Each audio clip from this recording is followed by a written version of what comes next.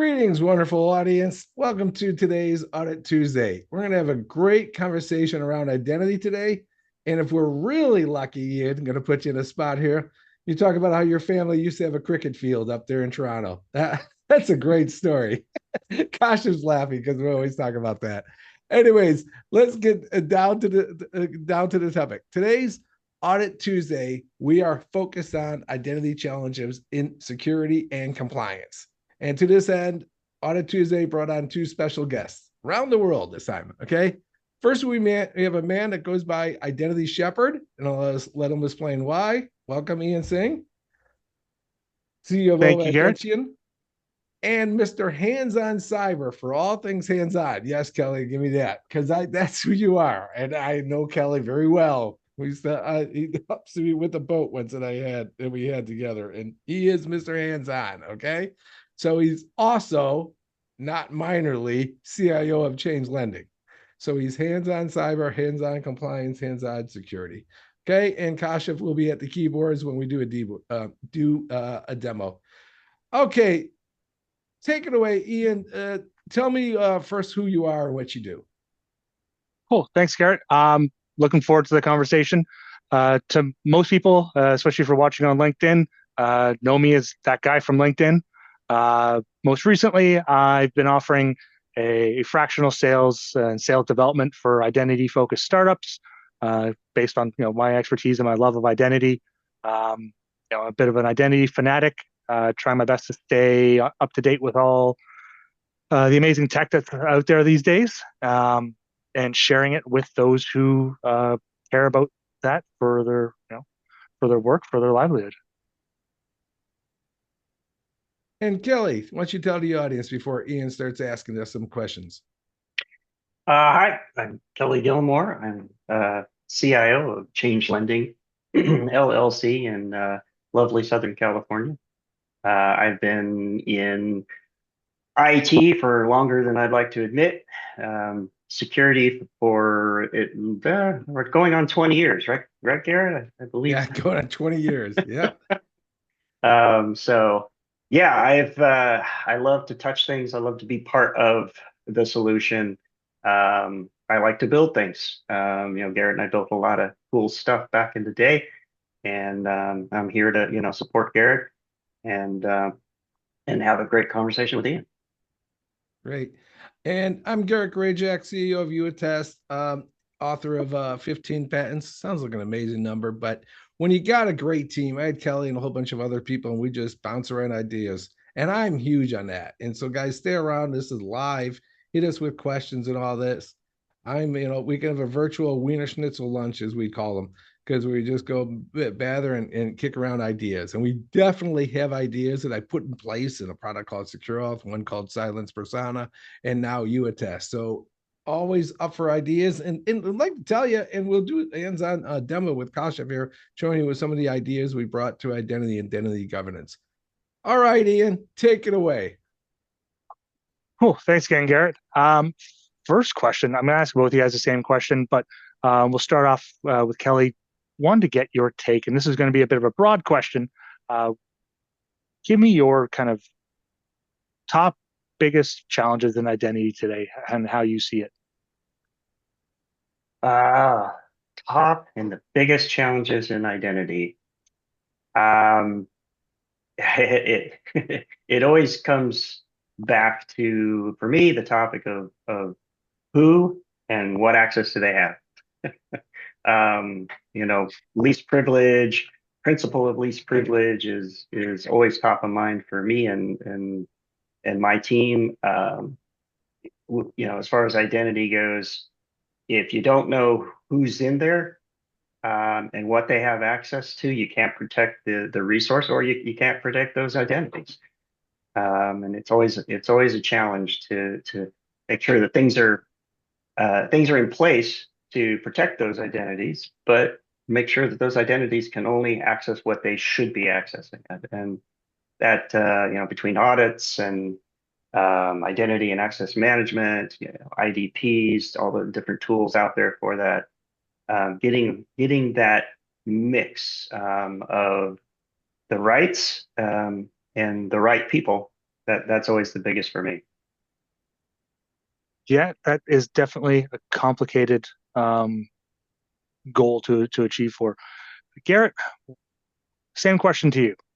Got it. And I like a little visual and all this. And remember, one of my favorite topics in the world. Am I showing the right screen? Kelly, you know I'm always showing the wrong screen. Is it Cynthia Stamer? Cynthia, yeah, there you Yeah, go. you got Yeah, it. okay, there you go. So this is I lived in Texas, so I love the Texas attitude. And Cynthia Stamer is a defense lawyer. She's a defense lawyer for companies. She's on the good side. Okay. She's defending the Garretts and Kellys when we get hacked. Okay. And this was not staged. I did have her on a webinar and I've talked to her and a very intelligent, very competent person. She was at an ISSA event downtown LA, Scenic 4th Street over there. And she gets the mic, waits to all the CISOs and goes, I can't defend you guys anymore. Okay. So what did Kelly just said? Kelly just told us that the biggest problem, right, is who has access to our crows and all that. And Palo Alto's Unit 42 says 99% enterprises can't tell us who are the permissions for their cloud. Okay, that's pretty bad. And she goes, well, there's rules and regulations around this. Okay. Even if you're doing the work, if you don't have the identity evidence of what you are doing, how you added, how you deleted, who still has access, whether you reviewed the access, she can't defend you. You're not defensible once it comes to the regulations, and you're not defensible in a court of law. So I think it's twofold. I think the biggest problem in identity is that we have to execute on it. We have to execute on who we're giving entitlements to. We have to maintain them, and then we have to keep the actual evidence of the work we're doing. That is, if you're in practically any industry that has sensitive data, being PHI, PI, or CUI, which elementary schools have PHI guys. So that's pretty much everyone. Anyways, that's how I'd start it off with what the challenges of identity are. Is yes, we have to know who we've given access to, and we have to keep the evidence around that we actually did the work around it. Awesome. And so, kind of following up on that. So, obviously, one of the ramifications of the difficulty or the mismanagement of these identity systems is people like Cynthia Stameth can't represent you because you don't have the evidence. But what are some of the other ramifications that you're finding as kind of a product of these identity systems?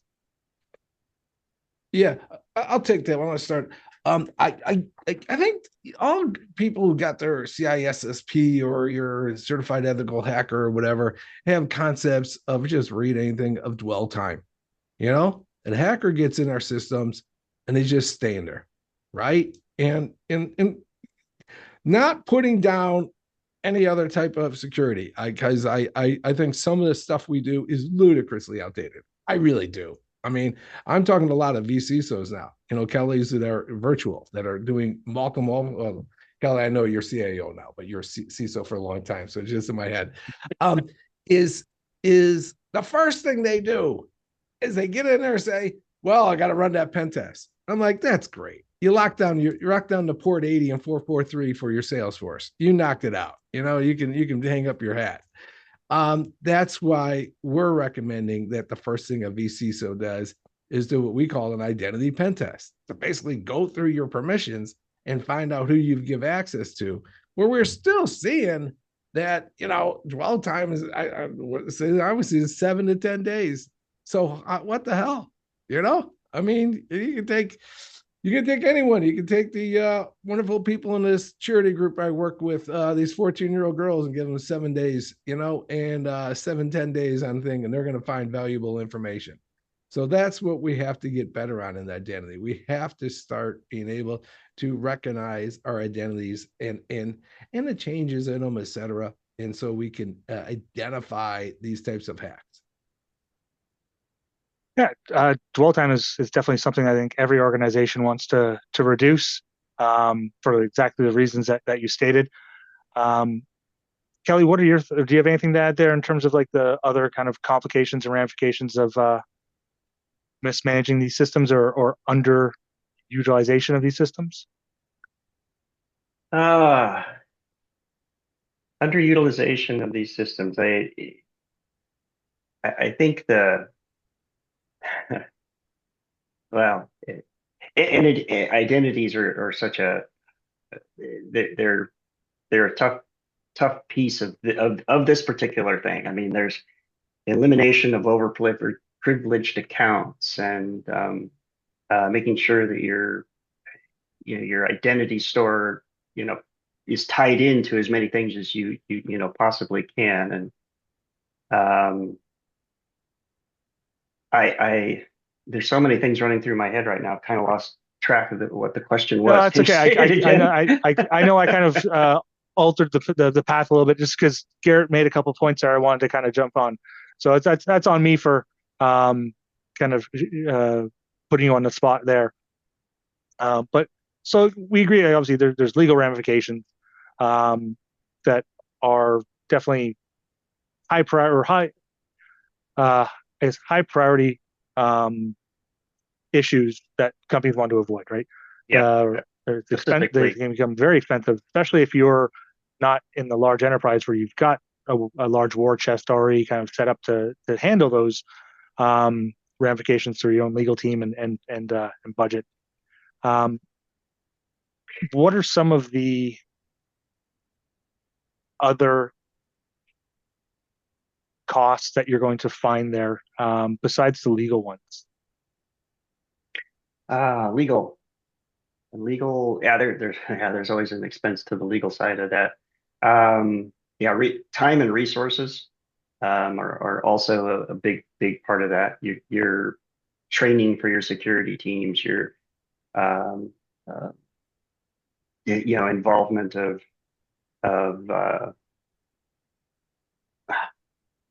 sorry, my headset keeps going crazy on me here, but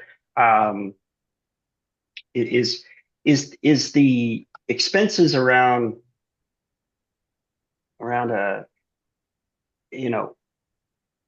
a breach, right? A breach is the fines, the costs of a breach keep going up, the amount of attacks keep increasing. So it's such a broad area of concern. I don't want to. No, all Sorry, good. I kind of. Let me pivot back a little bit. Yeah. What are some of the things, Garrett, that you think should be that maybe most practitioners either don't realize or do realize but don't put enough focus on? Yeah, going back to like identities and just because that's pretty much all I ever look at or whatever is those. I think the sloppy handling of identity cost us twice.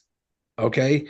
And when I say that's what Kelly, I see I read his mind because we spent so much time together. It says, well, first of all, the enterprise itself with the sloppy identities, it's inefficiencies, people are not getting access. They struggle with, this person and there's no, and I'm talking about enterprises that haven't locked down their practices and procedures about, mover levers. Okay. And then being able to quantify access. And then the double barrel is then when we get hacked, and then they show that the hackers that grabbed our PHI, PI, CUI. Now we're getting fined. So I think it's both the carrot and the stick. The carrot is good identity practices. Save us money and are efficient and make our enterprises more efficient. And the same thing by being sloppy, it's a double barrel because one, the identities themselves get removed, and that's per breach, per fine, and the data itself gets breached, and that's a fine. So I really do think in 2025 that cyber starts with identity, and everything else is a peripheral around it. Yeah, there's also the other negative side. Sorry, Ian. No, go ahead. You have those expenses, those costs, those real costs, but there's the other side too, which is the really bad part. a ransomware attack. Yeah. The majority of ransomware attacks today, they hit you twice. They hit you first with, we have your data and we have your data about your customer. We're going to release it unless you pay us.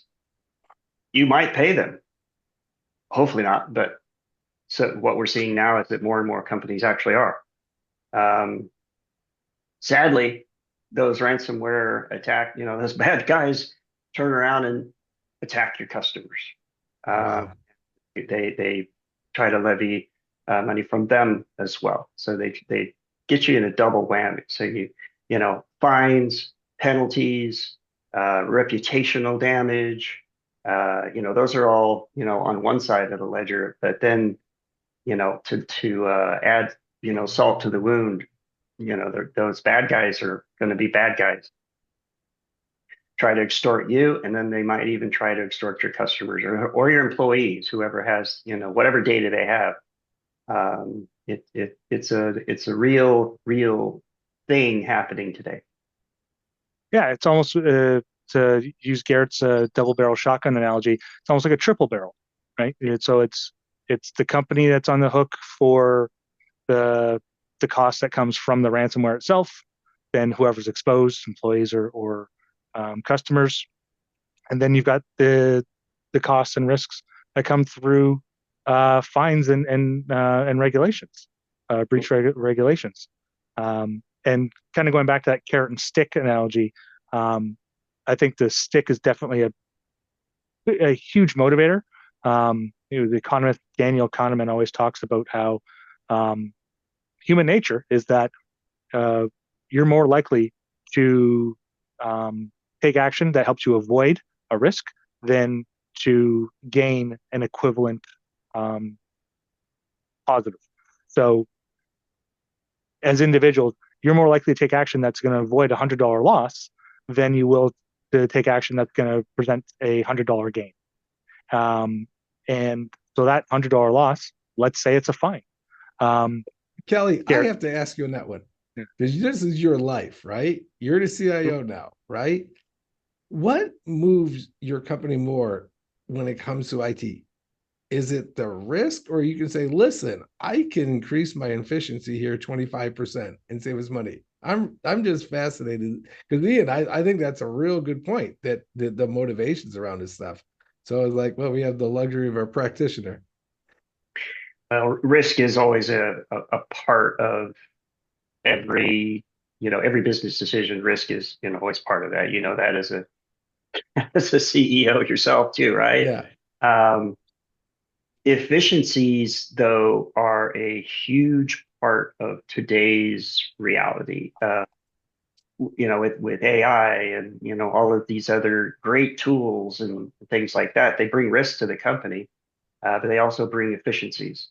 Um, and a board's decision to implement a particular technology, they look at risk. They pay you to look at risk, but efficiencies, squeezing more dollars out of less, out of our resources, or spending less to gain more. That's a big part of today's business reality. Yeah, doing more with less, or at the very least, doing more with what you already have is certainly a theme that's been around for quite some time. Don't see it changing anytime soon. Yeah, I don't either. And I think something that will hurt those efforts are some of the fines that we were kind of talking about. And I know, Garrett, you probably have Yeah. more expertise here. So what are some of the breaches that you've seen with kind of relevant to this topic? YouAttest is used a lot in healthcare. So I follow the HIPAA violations. I really do. Okay.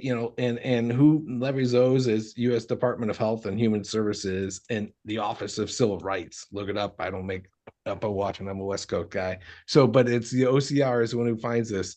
They leveled 144 million dollars of fines in 2024. And what I didn't know was the amount. It was 152 cases. Okay. So that's pretty motivating. Okay. And their, and their dockets are filled and they keep going. So, and I have to admit, that in answer to your question, is that a motivator? Yeah, I definitely see the motivator and whatever.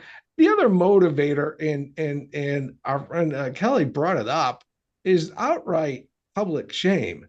I mean, I'm sorry that the whole thing about our friends over at SolarWinds, you know, the reveal of, and maybe Kelly, you can correct me, that it's more people see that and go, oh, I need to prioritize that as opposed to the shame word, right?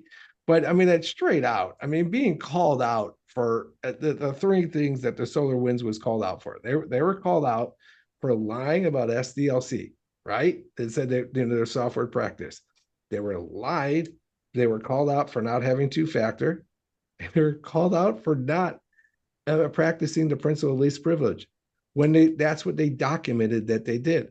And so that's relevant, guys. I mean, those three things, that's all around software, that's all around identities and software development.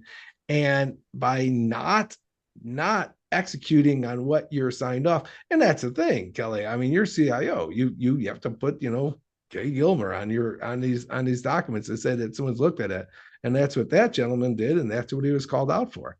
And that's what, to bring back Cynthia Stammer, that's what Cece's saying straight up, you guys, if you're, these are legal ramifications, these are real world instances, you've got to sign off on that stuff. Okay, what do you got? What are your practices and procedures? And no, I don't think people should be lying about what they sign off to when there's tools like YouAttest and there's practices and procedures of, guys like Kelly that are practicing that should be done. One of the Yeah, biggest, and that actually. Oh, sorry. Go ahead, Kelly. I should say one of the biggest things that I see with our auditors and in conversation with auditors is the checkbox mentality. If you have a policy and you have guidelines, you got to show you're following the policy and those guidelines. It's not just a checkbox. Not in today's cyber, not at all. If you have a policy and you're not following it, that's an audit finding. If you have, if you, if you say you're doing your checks, your audits, IT audits against accounts and privileged accounts and those types of things, and you're not, that is a huge problem, and the auditors are looking for it too. That's what their job is. And I definitely, every audit I've been part of, you got to show proof every time, regardless of what area of audit you're in, financial, IT, security side, everything. Go ahead. That is a perfect segue to my next question. And kind of like even like using SolarWinds as an example or other breaches. Garrett, can you take me through a little bit about how YouAttest addresses or shines a light on some of those issues? Perfect. And I am not going to point out to the American fans how Ian stated that question about. So it's all good. That was fun. And I used to live in Canada, guys, and I love Canada. You got to remember that. I lived in Toronto and then Calgary, and some of the favorite times of life, It's a huge elk. Almost got killed by elk. I mean, they're just enormous. They really are big. You ever been next to one of them? The moose is majestic. Elk. Yeah. I was like, what the hell? These are like prehistoric sized animals, Yeah. I grew up in Chicago, y'all. And so going to Calgary and then walking around and then, getting out there in the mountains and seeing those things blew me away. Okay. Anyways, so YouAttest, right? So what do we got? We got real intelligent guys, hands-on people like Kelly saying, hey guys, can't be checkboxing things. The guys at NIST, and Kelly, weren't you with me on this when we went up to NIST? That was like 10 years. Yeah, that's fun. And I like NIST. I think they were good guys. They interviewed us when we created SecureAuth, and they sat down and said, hey, what did you guys do? And we go, blah, blah, blah, blah, blah. It's two-factor. You should build it in. You should give, us something like, oh, okay. And then they, put the ideas in there. That's what they've done around identity and identity attestation for the last 20 years. Then this CSF, cybersecurity framework, and then 853 calls out straight out that you should be reviewing your users. And you does not mean Kelly. It doesn't. It means Kelly runs the process or manages the process, but the actual line owners, the business managers of the system say, yes, Bob, Jane, and Doug should have access. And by the way, why is, Raj have access? He shouldn't have access. He's left the company 6 months ago. That needs to be executed and documented. It's called a user access review, or called a user recertification. That's what we perfected. So everyone out there that has used, does Garrett, I do my user access reviews. I tell Raj, I tell him what to do is you go get your spreadsheet, spend your weekend, come in here and knock yourself out. It's like, come on, guys.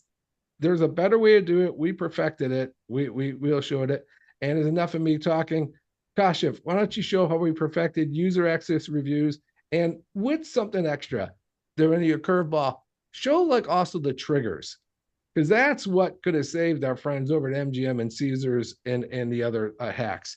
So show the standard user access reviews, and then show how we do the triggers that help people in the security world. Absolutely. Thanks, Garrett. So I hope you can see the dashboard. Yes, that's where I'll start. Okay, so what we do, the starting point usually is your IAM, but that's not the end of it. But usually the starting point is we plug into your IAM, be it Microsoft Azure, be it Okta, Jump Cloud, or Ping1, or anything that you have.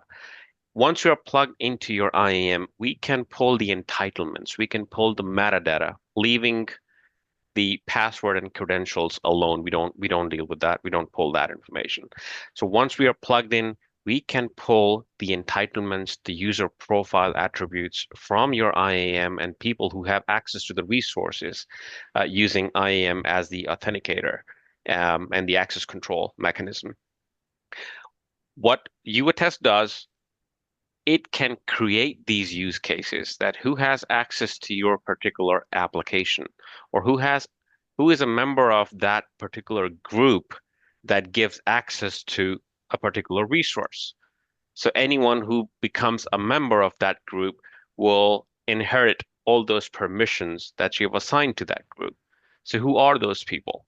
So that you could implement and ensure the principle of least privilege if that person actually needs that access to that group or that resource. That's what YouAttest makes sure that you know and you act proactively to allow and not allow, or just refuse the access to that resource if someone doesn't need it. Process is pretty simple. We use APIs.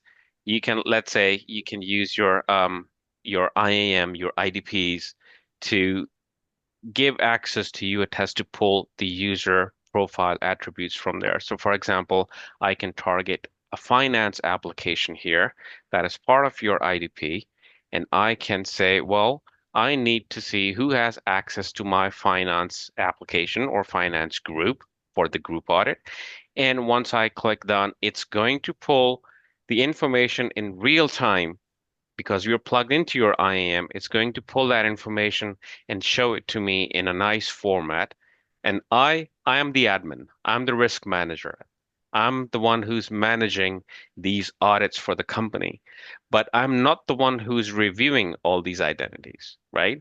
I'm the one who is delegating these out to the relevant people within the organization who should be reviewing these identities and attesting those identities in terms of whether they need it or not. So with a click of a button, instead of going through the Excel sheets and checking those boxes on a long Excel sheet and CSV files, I can just go ahead and auto delegate these users either to their direct line managers, to their supervisors, or to their application owners or to their group owners, right? Even if you don't want to assign to either of these two entities, you can choose the manual way of delegating it to anyone you like within the organization. It could be a security group, it could be a compliance group, or individuals there. It could be an IT admin, right? For that purpose. So you can assign it to anyone within the organization to make them part of this user attestation. Once you do that, it's just clicking through the GUI. The whole process does not make you write anything or do anything manually. It's just allow you to just click through the GUI, delegate those users out to their, whoever you want to, assign it to, and just confirm. And it starts pushing out notifications to all those relevant managers who can then go into the audit by going to this email. For example, I show you here, this is real time. So I get this delegation email as a manager, and I use this message and the link provided to me in this message to get access to what I've been assigned by the admin. And in this case, for example, I have been assigned these two users that report to me. So what I can do, well, if this person needs access to that group or that resource, I can just go ahead and recommend to certify their access, right? But if a person has, let's say, left the organization, or in which case I can recommend to revoke the access of that ID. Or if he or she has moved departments or changed roles, I can redelegate that person to the right person within the organization that he's reporting to. Or I can delegate him back to the admin if I don't know who that person is. And the only manual thing I need to do in that case is to put in a comment to justify my action, why I'm doing this, why am I revoking the access, recommending to revoke, or why am I delegating this user back to the admin. That's the only manual thing you need to do. Once you're done, that's it. You can go back to your day job instead of going through those Excel sheets and checking those boxes, right? I'll just go ahead and recommend to revoke because this person has left the organization. That's all I need to do. When it comes to the admin, this is what I see upon refreshing. So I see the progress, and now I can, go after other non-doers. And by doing that, I don't mean I will write nag emails to them every now and then. That part has already been taken care of by YouAttest. By automating those messages, by automating those reminders and nag emails, both within the due date, you can, select the frequency, how frequent those messages should be to the non-doers, and especially when it gets overdue. And then you can modify the message. You can, start sending those every day. Just keep nagging them until they, finish doing what they're supposed to do. And the end result of this whole process is your UAR, the user access review, or the attestation report that your internal and external auditors are going to demand from you as an evidence. So what you justified in there in terms of comments will become part of this final evidence that's available both in PDF and CSV formats, right? The other thing that Garrett mentioned was it's really attractive for security people because it lets you program these triggers where you are, you want to see if somebody is escalating privileges or trying to make themselves part of a group that they Kashif, let me don't just belong to. be the Reach Chicago and interrupt for a sec. So triggers. Sure.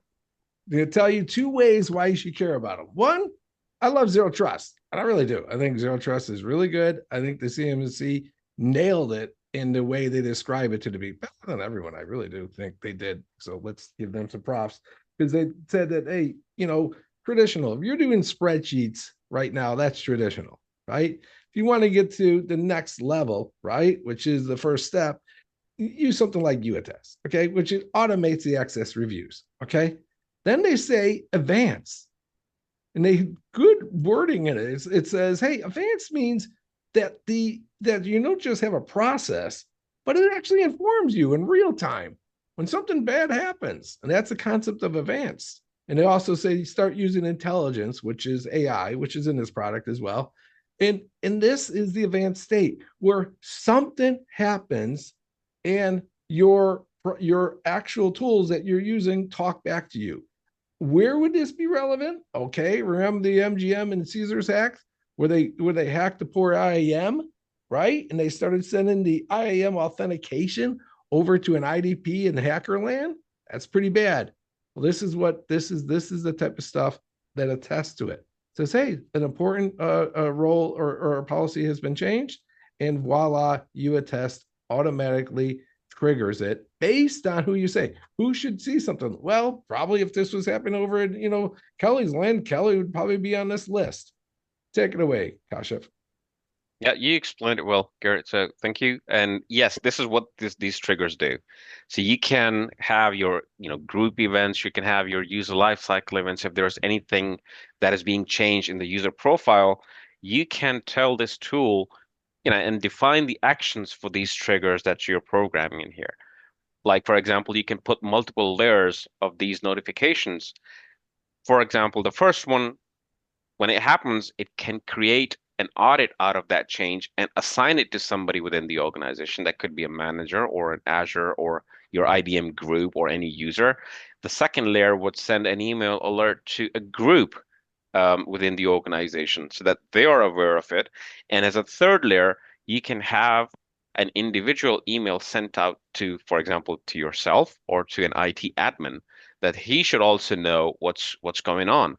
And in the first stage, when you assign this audit to somebody, that will appear under event audits, under auto audits here, and it will be assigned to that person. He has the say, whether to allow this change or stop it right there by revoking or not allowing this change to happen. So you can stop it right there before if it does any more damage, if a person gets access to a group that he doesn't belong to.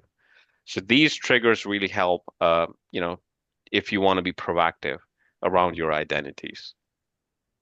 But in addition to that, there's a lot more. For example, I'll just briefly go over the siloed resources, the connections, or the application that are not connected to your IDPs. Yeah, Most of we'll these just take that tools, as yeah, let people ping us or whatever, but 100%. The concept Kashif is saying he does great demos, so that's why you should book with us and do one-on-ones or whatever. Oh, one last thing, Kashif. Since did talk about the advanced state or the optimal state of zero trust for identity governance is when we start using intelligence, read AI, and start communicating. Can you show a little of that where the AI is? We call this our identity trust score. sure. Yeah. And here And what we did there is said all this work we've done, millions, literally millions of these attestations, like 3.8 million of them. So we built a model and trained a model that says what is a untrusted user, right? And then our dashboard now has this information built on AI, built on SOD, and built on the last time you reviewed it. That's why the patent office, kindly said it was novel, because it is novel. And let me just rant here. And Kelly, you can tell me if I'm wrong. This is where I see the world right now. We have brilliant people in security doing their thing, looking at their dashboards, and being, I don't care, and I'm not putting them down, CrowdStrike, SentinelOne. They're watching these dashboards, right? And you have, and the bigger the companies go, and this is what Kashif and I work all day with, the compliance side. And they're doing work. These are smart people. These are not throwaway humans. And they're doing really good work, right? Their work never gets into the other dashboards. I'm sorry, Kelly. I don't see it, right? And this is where YouAttest comes in and says, hold it, guys. If we're got the people the companies are paying money for, reviewing users, giving back information, why the hell is that relevant information never get back to the SOC team of which user should actually be trusted? And that's what we built in the identity trust score here, is that not only that it has the AI, which is cool, and I love AI and all that, it's all good, but it also has the actual last time a human has reviewed this user, and then it comes up with an ITS. So, and I'm sorry, Kel, that was a question in a Chicago way. No, that's absolutely true. That's absolutely true, Garrett. Yeah, right. But it's true. You ever think about that when you go to your daily practice? We assign compliance and risk to do all this work, and they really do shitloads of work, on probably more on weekends than anyone else, right? And that information of that is is hidden in some report that goes into SOC filing or goes in whatever. It's not integrated back into the security infrastructure. Yeah, that transparency piece and sharing of knowledge. Yeah, that's the big part. So that identity trust score has applications in so many different areas. It really does. And the CMMC that says the optimal zero trust, which I agree with, is when people start taking the trust score that I've created and other trust scores and integrate it into other products. And that's why I've always thought YouAttest and the stuff I build is not an enforcement point. You guys know what the enforcement point. I don't care if it's your, Oracle app or your Salesforce app or your Cisco router. That's the enforcement point, and it should have intelligent information. Take it away, Ian. Thank you for that, mute. Garrett. And Kashif, thank you for the demo. That was great. Kind of bring it back to the demo. Really interested, Kelly, as the resident practitioner on this call, the resident CIO. Now, don't feel compelled to refer to your own process, but how does this compare to what you see other organizations running for their UARs? Compared to others, in the organizations that I've been part of, sadly, the standard is that manual process, and it's difficult. It's time consuming. Back to that conversation around resources, costs, and things like that. It's so time consuming. There's so many better things we could be doing with that time and those resources. Sadly, yes, it is the standard. We're seeing more adoption with this type of as far as UARs. The automation of that is, I see more and more, and a lot of that's to Garrett's credit. He's really gone out there and built a solid product. But when it comes down to it, IT can be cutting edge, and it can be really slow. And there's just sadly, we need to get away from the manual piece. There's just too much happening all the time. The privileges and who has access to what. It really is the first line of defense. So sadly, my answer is what I see more of is standard Excel spreadsheets. Yeah, and that's something that I feel like, and this is regardless of where we are in the world and what the topic is there's always an average, and half of the organizations are going to be operating below that average. And I always say this to my kids, when they run into problems at school, I say, listen, think about the average person, and remember that half the people out there are less intelligent than them. So take that in consideration when you react to things. And it's also that case with organizations and how complex or how advanced they are, how mature they are in their zero trust, right? If not less than half of them are going to be operating at the advanced or optimal stage, half of them or more will be operating below that. And that's why things like this type of automation, I think, are fantastic. And so I really appreciate, Garrett, you sharing that with us and providing time to actually showcase it and make it in a relevant way to the conversation. And that's kind of where I wanted to go is going back to the whole traditional zero trust, the advanced zero trust, and the optimal zero trust. What do you kind of see as the next step there, Garrett? What do you see as the next, whether it's further use of AI, whether it's integration of shared signals framework, or a different form of automation or more advanced? What's your take on that? Yeah, and since am I showing the right slide? You see a little mountain and a little hiker? You got it. Yeah, and I love this. This is from the CMMC. CISA. God, you get your acronym right. And from the CISA, and this is what we've been talking about, right? Is that this is spreadsheets, and this is what Kelly, who's a practitioner, realized most of us just get us to install YouAttest, get you to initial, right? Use things like triggers. Optimal. So y'all on the call. Next time a vendor says, I bring you to the optimal state of zero trust. There's something usually in your hand, at least I have. It's a pen. Throw it at their head. Okay?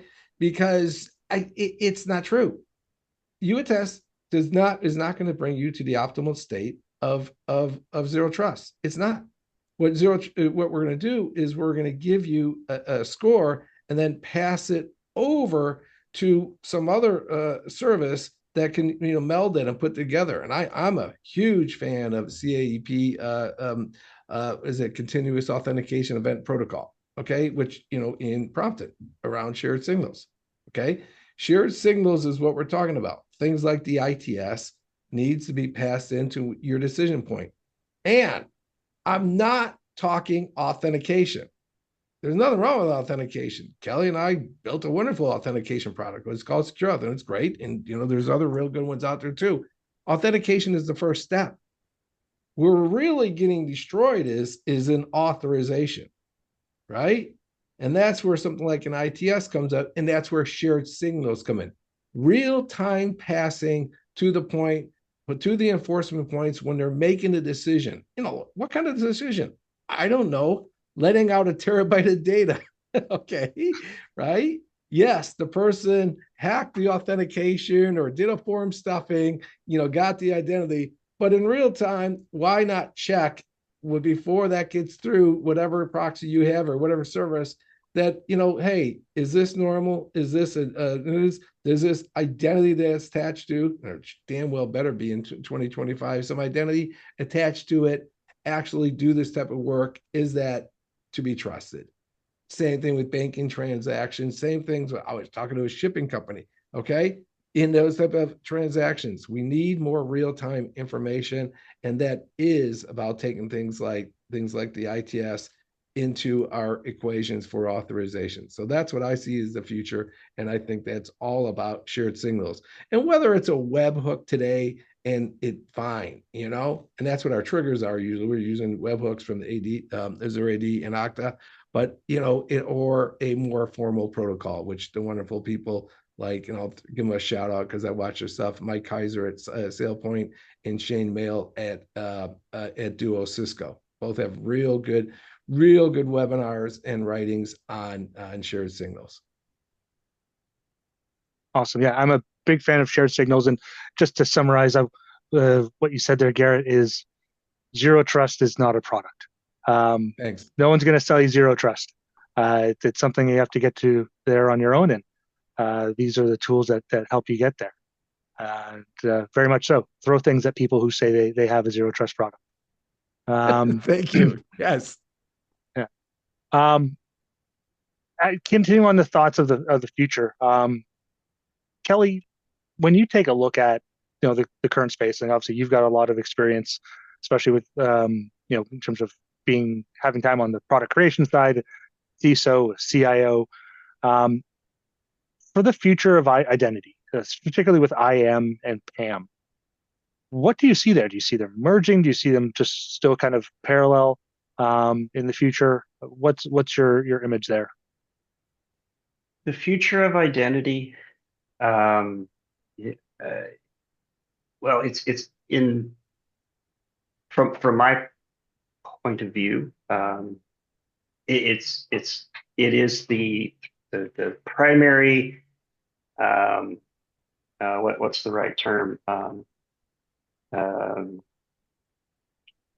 Gosh, it's everything. We've run into, forgive me for stumbling with this, but identity is the biggest issue regarding with respect to everything cyber today. Zero trust, it all depends upon the identity. You throw other things like microsegmentation and device compliance checks, or the conditional access policies, things like that. It all centers around, as far as identity, it's the most important thing. And then I'm sorry, I kind of kind of went there on a tangent, but No, Engines it's are all good. good. It's that's absolutely. I share your opinions there. That it's a bit cliche at this point, but identity is it's not the new perimeter. It is the perimeter. thank you. Um, That's the word this I was searching for. Yeah. Hey, all good. There's a lot of words out there. You never Yeah. know the right ones. Yeah, I share this often, that it is the reason why I focus on the area that I focus, is that it is the most important element in cybersecurity and cybersecurity adjacent that I can think of. It's still important to have network segregation and firewalls and EDR and everything else, but uh, nothing. And I think by the fact that, depending on what report you read, 80 to 90% of breaches are a product of an identity vulnerability. And And yeah, that's my rant. The rant yeah, is we've got all this identity information, which is a lot of the governance people. And then you got all these, I wouldn't say old legacy enforcement points, right? Everything from your CASBs to your proxies to your application proxies and all that. Why are they not taking identity information in real time when they're making the final authorization? And that's where shared signals come in, Yeah. and I yeah, really do think that's the next step, that One of I think we can cause a lot of damage to the hackers by stopping them. And that's what the financials do. They just write in shared signals all the time before you do a transaction. And that's what we need to do in general IT and general cybersecurity. I think identity needs its things, kind of like my rant against pen tests. Nothing wrong with pen tests. Let's just augment them. Let's just start making sure that any pen test is done is also has an identity check. Like, what are the identities in this and everything? I think every time an enterprise does a pen test, they should be doing an identity pen test, which we call it. If you look it up, identity pen test, YouAttest, means just run through the identities and make sure that they're all valid. There's no ghost and orphan accounts. identities in my world, um, have to be elevated. They have to be looked at a much higher level of importance than what, unfortunately, traditionally they have been. That's not to say that all of the other things aren't important. That the bad guys are looking for the easiest way in. And if they can hijack some vulnerability out there in your system that is unpatched, or they can get in, and then they go for the identity after that, and then it's off to the races. Whether they're moving laterally or whatever. Um, you still have to do the basics. You have to patch. You have to make sure your perimeter is strong. You have to make sure that your identities are audited. You have to do all of those things. But when it comes down to it, the biggest concerns we have for losing data is always associated to an identity. So protecting that is key. and by reducing the amount of time spent on these access reviews from weeks and months down to hours and days, it allows organizations to very simply reduce the surface area for any attack. Every Yeah. identity is another vector, you're adding to the surface area.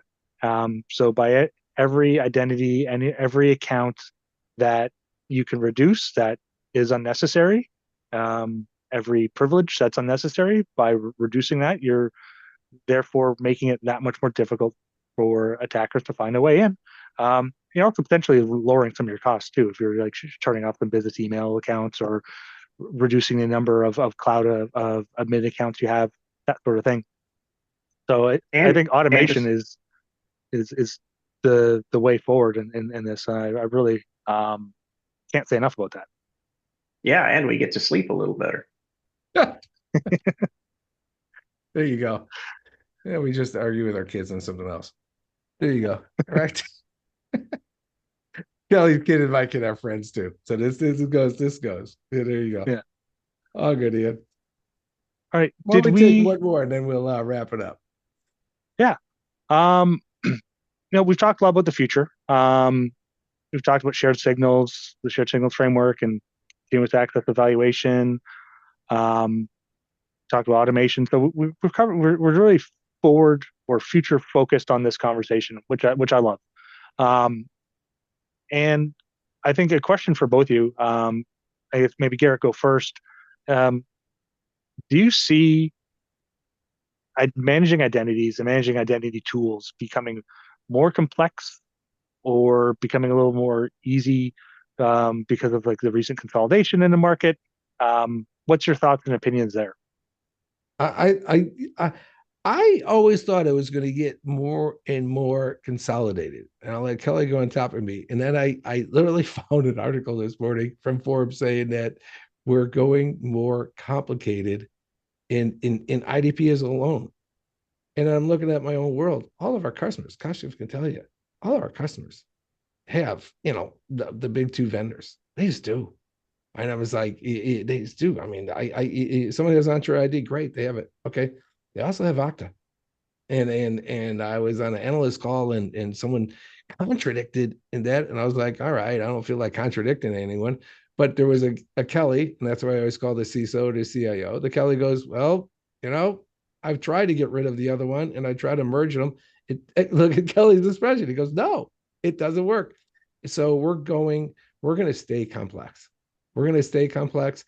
And that means the services and the tools that we use have to be work off of this, non-homogeneous, this heterogeneous environments. And I think that means a lot to me. And that's how all our customers work. And, Kashif, who's our Kelly internally, and that's what he tell you too. All our customers are multiple IDP and multiple identity stores. And just FYI, that's how we designed the product. But take it away, Kelly. Yeah, the perfect world is never a reality. That's I couldn't agree more with what you said there. It's definitely more complex. We have multiple ourselves as far as identity stores, and making those work together is always a challenge. But I do not see from complexities around business. I do not see that becoming any less complex. I think complexity is a symptom of success Nice. in some areas. Nice. Yeah, Yeah. no, it's true. We do The more, and things get complex. I like that. Yeah, I think the complexity comes from two things. One, there's a lot of like really innovative tools that are always going to be coming up. Every year, there's new startups in this space that do something really well, which means that if you're, doing that whole kind of best of breed approach, you've got all these additional vendors to try and integrate with one another, or at least get them to play nice. But also, the consolidation can also create more complexity, more for the vendors who are acquiring other vendors. But it doesn't always breed the same the additional simplicity that you think would come from reducing the number of vendors that you have in house, and then when one large vendor acquires another, because sometimes they can't make it work themselves. So it's there's complexity coming from a lot of different places, and that's I think my answer is that it's always going to be complex. Certain tools will make it less complex in certain areas, but overall, I think the whole picture is going to remain with a certain level of complexity. It's like I was telling Kashif, it's like a delivery from a spin bowler in cricket, right? Had to leave it on that. I have no idea what I'm talking about. Then I just looked it up. Actually, you're talking about a googly. Okay, these go for it. Unless you can read it coming out of the hand, it's going to be unpredictable, and you may not know how to connect. Yeah, I watched cricket when I worked in Singapore once. I loved it. I was just like, there were just people who were playing. I was like, that's really cool. That's really cool. I know nothing about it. There you go. Hey, that's all good. It's a great note to end things on. Yes. Garrett, before we go, did you want to throw up a slide in case anyone wants to get a hold? Yeah. Reach us in the whole 9 yards. In theory, I'm showing the YouAttest slide. Is that true? In theory and in practice. There you go. All the best. Reach out to us. We get a hold of Ian. We'll all work together, guys. All the best. Thanks a lot, Ian. That was Yeah. great. Thanks, everyone. Kelly, Garrett. Catch Hey, you. thanks, you. guys. Love Thanks. talking to Thank smart you. people. Bye. Thank you. Oh, good. Bye.